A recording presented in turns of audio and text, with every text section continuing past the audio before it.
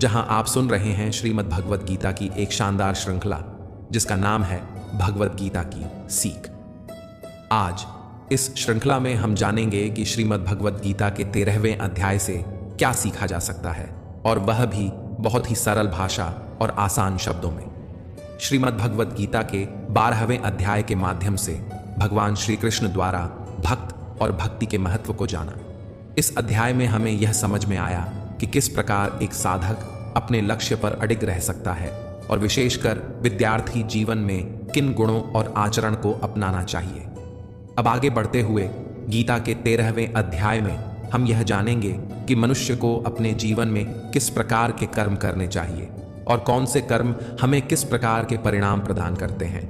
यहाँ भगवान श्री कृष्ण स्पष्ट करते हैं कि हमारे आज के कर्म ही हमारे कल का भविष्य गढ़ते हैं, और इसलिए कर्मों की शुद्धता और श्रेष्ठता ही जीवन का वास्तविक आधार है। तो आइए मित्रों, हम सब मिलकर प्रवेश करते हैं श्रीमद् भगवद गीता के 13वें अध्याय की शिक्षाओं की इस दिव्य और अलौकिक यात्रा में। श्रीमद् भगवद गीता अध्याय 13 क्षेत्र क्षेत्रज्ञ विभाग योग। मित्रों, यह अध्याय हमें दो महत्वपूर्ण शब्दों से परिचित कराता है, क्षेत्र और क्षेत्रज्ञ। यहाँ क्षेत्र का अर्थ है शरीर और क्षेत्रज्ञ का अर्थ है उस शरीर का जानने वाला या ध्याता। सरल शब्दों में कहें तो शरीर क्षेत्र है और उसमें निवास करने वाली आत्मा क्षेत्रज्ञ है। लेकिन यह केवल एक सामान्य व्याख्या है, क्योंकि वास्तव में क्षेत्र का अर्थ और भी व्यापक है। इसमें केवल यह स्थूल शरीर ही शामिल नहीं है, बल्कि मन, बुद्धि, चित्त, अहंकार और माया अर्थात प्रकृति के वे सभी घटक भी सम्मिलित हैं, जिनसे हमारा संपूर्ण व्यक्तित्व निर्मित होता है। यही कारण है कि गीता हमें यह समझाती है कि जीवन केवल शरीर तक सीमित नहीं है, बल्कि हमारे विचारों, हमारी भावनाओं और हमारे कर्मों का भी उस पर गहरा प्रभाव पड़ता है। जैसे एक किसान अपने खेत में बीज बोता है और फिर उसे परिश्रम, पानी और खाद से सींचकर एक सुंदर फसल उगाता है, ठीक उसी प्रकार हम भी अपने शरीर और मन में विचारों और कर्मों के बीज बोते हैं। यदि हम शुभ और पवित्र विचार बोते हैं तो हमारे कर्म भी पवित्र बनते हैं और परिणाम स्वरूप हमारा जीवन सुखमय होता है। किंतु यदि हमारे भीतर अशुभ और नकारात्मक विचार भर जाते हैं तो वही हमारे जीवन को दुख और बंधनों से भर देते हैं। इस प्रकार हम स्वयं अपने भाग्य के निर्माता और विनाशक दोनों बनते हैं। इस अध्याय में भगवान श्री कृष्ण यह गहन सत्य बताते हैं कि वे स्वयं इस संपूर्ण सृष्टि में व्याप्त हैं और प्रत्येक जीव के हृदय में निवास करते हैं। वे केवल बाहर के जगत में ही नहीं, बल्कि हमारे भीतर भी परमात्मा के रूप में विराजमान है। अतः सभी जीवों की वास्तविक परमात्मा वे स्वयं ही हैं। यही कारण है कि जब हम दूसरों को देखते हैं तो हमें यह नहीं भूलना चाहिए कि उनके भीतर भी वही परमात्मा निवास कर रहे हैं। आत्मा, परमात्मा और प्रकृति अर्थात भौतिक शक्ति का रहस्य स्पष्ट करने के बाद श्री कृष्ण यह भी समझाते हैं कि इस संसार में जो भी कर्म किए जाते हैं उनके पीछे कौन उत्तरदायी है। क्या केवल आत्मा कर्म का कारण है, या केवल प्रकृति और उसकी शक्तियां ही उत्तरदायी हैं, अथवा परमात्मा स्वयं इसका आधार है। वे जिन्हें इन गहन तत्वों का भेद समझ में आ जाता है और जो भली भांति यह जान लेते हैं कि प्रत्येक कर्म के पीछे कौन सा कारण कार्य कर रहा है, वही वास्तव में जीवन का सच्चा स्वरूप देख पाते हैं। ऐसे ज्ञानी लोग केवल बाहरी आडंबरों को देखकर निर्णय नहीं करते, बल्कि वे हर प्राणी में विद्यमान उस दिव्य चेतना को पहचान लेते हैं जो हम सबको जोड़ती है। जब उनका दृष्टिकोण इतना गहरा और व्यापक हो जाता है कि वे सभी जीवों में परमात्मा को समान रूप से देखने लगते हैं, तब उनके मन में किसी प्रकार का भेदभाव, अहंकार या तिरस्कार नहीं रह जाता। वे न तो किसी को छोटा समझते हैं और न ही किसी को बड़ा। उनके लिए सब एक ही विराट सत्ता के अंश बन जाते हैं।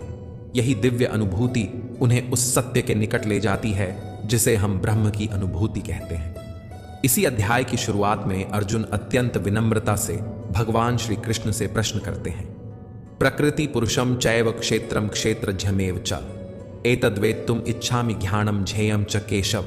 अर्थात अर्जुन ने कहा, हे केशव, मैं यह जानना चाहता हूं कि प्रकृति क्या है और पुरुष कौन है, क्षेत्र और क्षेत्रज्ञ का सही अर्थ क्या है। साथ ही यह भी बताइए कि सच्चा ज्ञान किसे कहते हैं और इस ज्ञान का अंतिम लक्ष्य क्या है।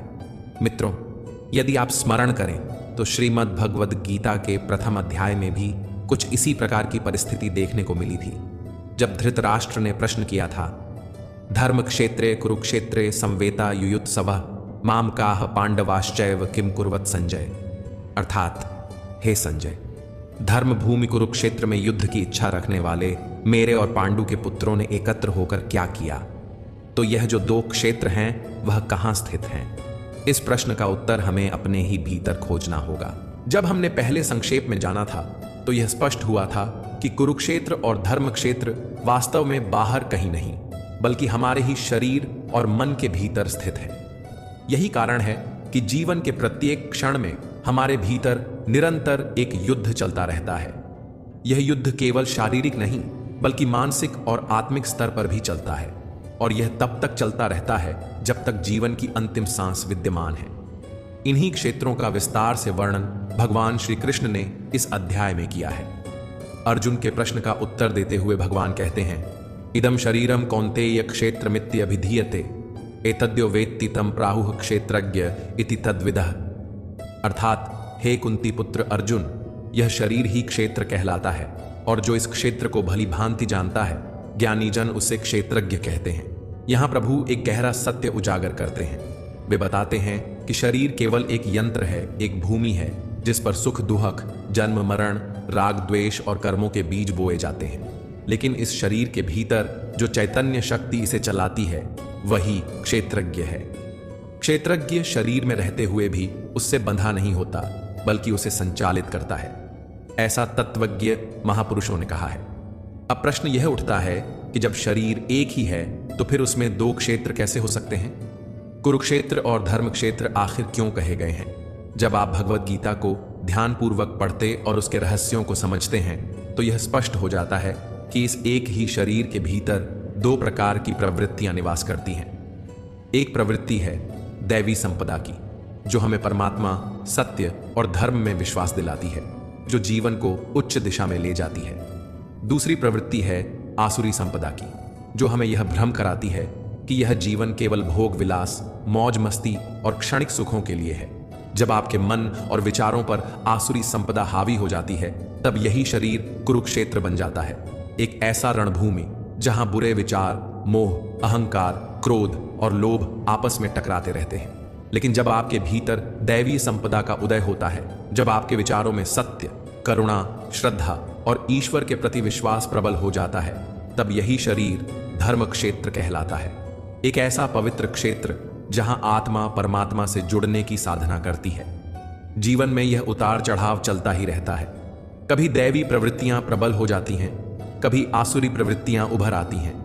यह दोनों एक ही शरीर, एक ही मन के भीतर निरंतर युद्ध करते रहते हैं। जब यह युद्ध चलता है तो धीरे धीरे दैवी संपदा बढ़ती जाती है और आसुरी संपदा क्षीण होती जाती है। जब आसुरी प्रवृत्तियां जैसे क्रोध, अहंकार, ईर्ष्या, मोह और लोभ पूरी तरह समाप्त हो जाती हैं, तब साधक उस अवस्था में पहुंचता है जहां परमात्मा के दिव्य दर्शन होते हैं। लेकिन यहां एक और रहस्य छिपा हुआ है। जब आसुरी संपदा का पूर्ण अंत हो जाता है तब प्रश्न उठता है कि दैवी संपदा युद्ध किससे करे, उसका अस्तित्व किस उद्देश्य के लिए हो। तब दैवी संपदा की भी आवश्यकता समाप्त हो जाती है। धीरे धीरे दैवी गुण भी विलीन हो जाते हैं और अंततः वह भी परमात्मा में समाहित हो जाती है। यही सत्य गीता के 11वें अध्याय में प्रकट होता है, जब अर्जुन देखता है कि केवल कौरव पक्ष के योद्धा ही नहीं बल्कि पांडव पक्ष के योद्धा भी भगवान श्री कृष्ण के विराट रूप में प्रवेश कर रहे हैं। यह संकेत है कि अंततः आसुरी संपदा भी विलीन होती है और दैवी संपदा भी, क्योंकि दोनों का अंतिम गंतव्य है प्रभु का श्रीमुख। फिर केवल एक ही सत्य शेष रह जाता है, न दैवी संपदा, न आसुरी संपदा, न धर्म, न अधर्म, न जीत, न हार, बल्कि केवल और केवल परमात्मा का स्वरूप शेष रह जाता है। वही मिलन की परमावस्था है, जब आत्मा पूर्ण रूप से परमात्मा में लीन हो जाती है और साधक अनुभव करता है कि अब वह अलग नहीं रहा बल्कि वही प्रभु स्वरूप हो गया। यही जीवन का परम लक्ष्य है, नश्वर से अमर की ओर यात्रा और द्वंद्व से मुक्त होकर अनंत में विलीन होना। मित्रों, यहां भगवान श्री कृष्ण अर्जुन को एक अत्यंत गूढ़ रहस्य बताते हैं। वे कहते हैं, यह शरीर एक क्षेत्र, खेत के समान है, और जो इस शरीर को, इसके स्वभाव को और इसके अंतर्निहित सत्य को जान लेता है उसे क्षेत्रज्ञ कहते हैं। क्षेत्र का अर्थ है खेत। जिस प्रकार खेत में जो बीज बोया जाता है, समय आने पर वही बीज अंकुरित होकर उसी प्रकार का फल देता है, उसी प्रकार यह शरीर भी है। इसमें हम जो भी कर्मों के बीज डालते हैं, चाहे वे शुभ हों या अशुभ, समय आने पर वही हमारे सामने फल स्वरूप प्रकट होते हैं। इसलिए इस शरीर को क्षेत्र कहा गया है। भगवान आगे बताते हैं कि इस ज्ञान को विभिन्न विद्वान, मनीषी और आर्षि महर्षि अलग अलग तरीकों से समझाते रहे हैं। इस क्षेत्र शरीर की रचना पंचमहाभूतों से हुई है: पृथ्वी, जल, अग्नि, वायु और आकाश। इनके साथ मन, बुद्धि, अहंकार और सभी इंद्रियां भी इस क्षेत्र का हिस्सा हैं। इतना ही नहीं, सुख दुख, चेतना, धैर्य, इच्छाएं और विकार भी इसी क्षेत्र में शामिल हैं। अब श्री कृष्ण अर्जुन से कहते हैं, हे अर्जुन, मैं तुझे बताऊंगा कि वह ज्ञान क्या है जिसके द्वारा मनुष्य परम ब्रह्म को प्राप्त कर लेता है। यह ज्ञान किसी साधारण पुस्तक के पन्नों पर नहीं, बल्कि जीवन की साधना में अनुभव किया जाता है। इस ज्ञान के लक्षण इस प्रकार हैं। मनुष्य में चाहे कितने भी गुण क्यों न हो, उसमें घमंड या अभिमान का अंश भी नहीं होना चाहिए। किसी भी प्राणी को सताना नहीं चाहिए। हर जीव के प्रति संभव रखना चाहिए। गुरु की सेवा को सर्वोपरि रखना चाहिए, क्योंकि गुरु ही ज्ञान का द्वार खोलते हैं। मन और वाणी में सरलता होनी चाहिए, छल, कपट और कटुता से रहित। मन और सभी इंद्रियों पर पूर्ण नियंत्रण होना चाहिए। मोह माया के बंधनों में नहीं बहना चाहिए, चाहे वह संतान हो, जीवन साथी हो, घर हो या धन। अच्छे और बुरे, सुख और दुख, इन दोनों में मन और बुद्धि को स्थिर बनाए रखना चाहिए। वासनाओं और इंद्रिय भोगों में डूबे लोगों से दूरी रखनी चाहिए। एकांतवास में अपने मन का शुद्धिकरण करना चाहिए। आत्मचिंतन और साधना करनी चाहिए। और सबसे मुख्य बात, पूरे मन से, पूरे भाव से, पूरे समर्पण के साथ परमेश्वर में लीन रहना चाहिए। जब साधक इन गुणों को अपनाता है, तब उसका ज्ञान परिपक्व होता है। धीरे धीरे उसकी चेतना सांसारिक आसक्तियों से ऊपर उठती है और अंततः वह परम ब्रह्म, उस परम सत्य को प्राप्त कर लेता है। हे अर्जुन, अब मैं तुझे उस परम ब्रह्म के बारे में कहूंगा जो समस्त जगत का मूल है। वही सर्वव्यापी है, वही सब जगह विद्यमान है। वह ब्रह्म ऐसा है कि वह इंद्रियों के साथ भी है और इंद्रियों के बिना भी। वह निर्गुण भी है और सभी गुणों का आधार भी। वह हर एक सजीव और निर्जीव में व्याप्त है। वह बहुत दूर भी है और निकट भी, परंतु फिर भी सामान्य बुद्धि से जानने योग्य नहीं। हे पार्थ, वही परम ब्रह्म है जो ब्रह्मा की तरह सृष्टि की उत्पत्ति करता है। वही विष्णु की तरह संसार का पालन करता है और वही शंकर की तरह विनाश करता है। काल चाहे कोई भी हो, वही एक समान दिखाई देता है और एक ही काल में भी वह अनेकों रूप धारण करता है। वही है जो माया का भी महामाया है। वही है जो परम ब्रह्म से भी अधिक परम है और वही है जो हर प्राणी के हृदय में निवास करता है। किंतु हे अर्जुन, यह सब जानने के बाद भी वही ब्रह्म वास्तव में जानने योग्य है, क्योंकि वही सत्य है, वही शाश्वत है। अब सुन, इस प्रकृति और पुरुष का कोई आरंभ नहीं है। यही सनातन सत्य है। प्रकृति से ही प्रेम और घृणा उत्पन्न होते हैं। प्रकृति से ही तीनों गुण सत्व, रज और तम प्रकट होते हैं और प्रकृति से ही कार्य करने की सामर्थ्य, कार्य करने वाली इंद्रियां और मनुष्य के समस्त भाव उत्पन्न होते हैं। मनुष्य प्रकृति से जन्म लेता है और इसलिए उसे प्रकृति के गुणों का भोग करना ही पड़ता है और इन्हीं गुणों के अनुसार उसकी जन्म और मृत्यु की यात्रा तय होती है। परंतु जो मनुष्य इस पुरुष और प्रकृति के गूढ़ ज्ञान को जान लेता है, वह कर्म करता हुआ भी बंधन में नहीं फंसता। वह कर्म करते हुए भी मुझे प्राप्त होता है और हर साधक अपने अपने मार्ग से अंततः मुझे ही प्राप्त करता है। हे अर्जुन, संसार में कुछ लोग ऐसे भी हैं जो आध्यात्मिक मार्ग से अनभिज्ञ होते हैं। वे गूढ़ शास्त्रों का अध्ययन नहीं कर पाते, परंतु जब वे संत पुरुषों से भगवान की महिमा का श्रवण करते हैं और श्रद्धा से आराधना करते हैं, तब वे भी धीरे धीरे मृत्यु लोक के बंधन से मुक्त हो जाते हैं। जो मनुष्य यह समझ लेता है कि सभी कर्म प्रकृति से ही होते हैं, वह अपनी आत्मा को कभी भी कर्ता नहीं मानता। जब यह ज्ञान जागृत हो जाता है, तब वह इस भवसागर से पार हो जाता है। हे अर्जुन, जिस प्रकार आकाश का स्वभाव अत्यंत सूक्ष्म और शुद्ध होता है, इसलिए उसमें कोई भी मल या विकार कभी नहीं टिक पाता, उसी प्रकार यह आत्मा भी है। आत्मा शरीर में रहते हुए भी उससे छूती नहीं है, उससे दूषित नहीं होती। चाहे शरीर कितने ही विकारों, रोगों या पापों से घिरा हो, आत्मा अपनी पवित्रता और दिव्यता को कभी नहीं खोती। हे पार्थ, जिस तरह एक ही सूर्य अपनी तेजस्विता से समस्त ब्रह्मांड को प्रकाशित करता है, उसी प्रकार यह आत्मा भी अपनी चेतना शक्ति से पूरे शरीर को प्रकाशित करती है। आत्मा ही वह दिव्य ज्योति है जिसके कारण आंखें देखती हैं, कान सुनते हैं, मन सोचता है और हृदय स्पंदित होता है। यदि आत्मा न हो तो यह शरीर केवल मिट्टी का ढेर रह जाए। परंतु हे अर्जुन, इस रहस्य को केवल वही जान पाता है जिसके पास ज्ञान चक्षु है, जो बाहरी दृष्टि से नहीं बल्कि अंतर्दृष्टि से देख पाता है। जब मनुष्य शरीर और आत्मा के बीच का अंतर समझ लेता है, जब वह जान लेता है कि शरीर नश्वर है पर आत्मा शाश्वत है, और जब वह यह समझ लेता है कि प्रकृति के बंधन केवल मन और इंद्रियों तक सीमित हैं, आत्मा तक उनका कोई प्रभाव नहीं पहुंचता, तब वह वास्तव में मुक्ति का मार्ग जान लेता है। हे अर्जुन, ऐसा ज्ञानी व्यक्ति जो शरीर और क्षेत्रज्ञ आत्मा के भेद को समझ लेता है और प्रकृति के गुणों से परे हो जाता है, वही परम लक्ष्य को प्राप्त करता है। फिर उसके लिए न जन्म शेष रहता है न मृत्यु। वह परमात्मा में लीन होकर अमृतत्व को प्राप्त करता है। मित्रों, इस अध्याय में भगवान श्री कृष्ण बहुत ही बारीकी से यह बताते हैं कि हमारे जीवन में सुख दुख, हंसी आंसू, हार जीत सब किसी और के कारण नहीं बल्कि हमारे अपने कर्मों के परिणाम स्वरूप ही आते हैं। कल्पना कीजिए, यह शरीर एक खेत के समान है और हम स्वयं इसके किसान हैं। यदि किसान अच्छे बीज बोता है, खेत को प्रेम से सींचता है, तो समय आने पर फसल भी उत्तम होती है। लेकिन यदि किसान आलस्य कर दे, खेत को खरपतवार से भर जाने दे या निकृष्ट बीज बो दे, तो फसल भी वैसी ही निकृष्ट होगी। ठीक इसी प्रकार हमारे जीवन का खेत भी है। हम प्रतिदिन अपने विचारों, शब्दों और कर्मों के रूप में बीज बोते हैं, और जब समय आता है तो हमें वही फल मिलता है, न अधिक न कम, केवल वैसा ही जैसा बीज हमने बोया था। भगवान स्पष्ट रूप से कहते हैं कि मैं किसी प्राणी के भाग्य का निर्माण नहीं करता। मनुष्य का भाग्य ईश्वर नहीं बल्कि मनुष्य स्वयं रचता है।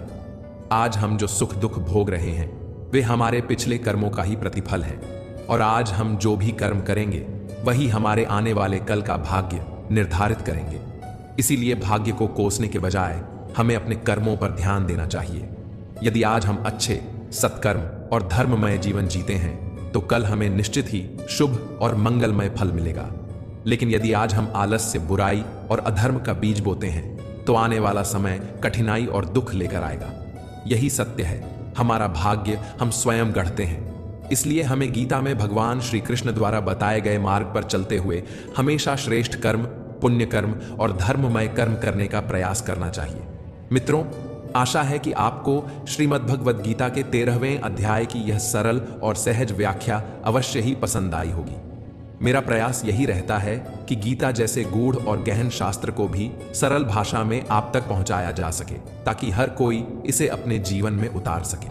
आपने इस अध्याय से क्या सीखा और कौन सा संदेश आपके हृदय को सबसे अधिक स्पर्श कर गया, यह हमें कमेंट करके अवश्य बताइएगा। यदि इस व्याख्या में मुझसे कोई त्रुटि रह गई हो तो मैं अपने हृदय से क्षमा प्रार्थी हूं। अब हम बहुत शीघ्र ही मिलेंगे श्रीमद् भगवद गीता के 14वें अध्याय की ऐसी ही सरल और जीवन उपयोगी व्याख्या के साथ।